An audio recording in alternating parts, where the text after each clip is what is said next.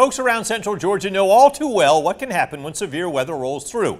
Homeowners sometimes have to rebuild and file an insurance claim. But when a storm blows through and leaves destruction in its path, you don't want to be left high and dry by scamming contractors. Remy Cohen joins us in studio to talk about how to make sure you're working with trusted contractors after a storm comes through.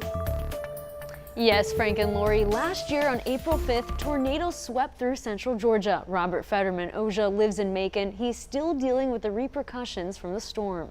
He says he lost 4 of his big pine trees and 1 is still down. None, however, hit his home. When he went to look for contractors to help him clean up the mess, he was careful to avoid scammers looking to make a quick buck.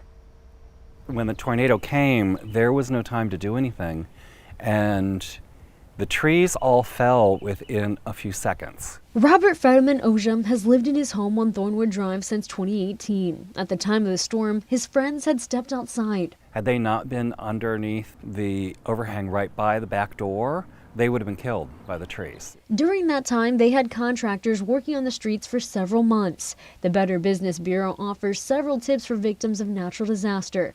Do your research and get references from friends and relatives. It helps too to talk to your neighbors. Our neighbor, guy that did her work, has worked for her father for years. Another tip from the Better Business Bureau, be especially careful of door-to-door contractors. Ask for identification, check their vehicle for a business name and license plate for your state, and resist high-pressure sales of hiring a good deal contractor. Fetterman Oja says he had one contractor that came through with an abnormally low estimate. You have to be careful of people who just kind of show up and say, hey, I want to do the work, because you never know if they're insured, if they have the right equipment. The Bureau asks you to be wary regarding fixes you can't see.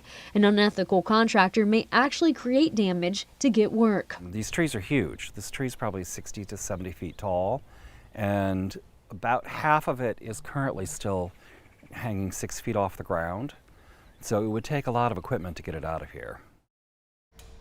The Business Bureau says you should contact your insurance company and ask about your policy coverage and filing requirements. Your insurance company may also have recommended contractors.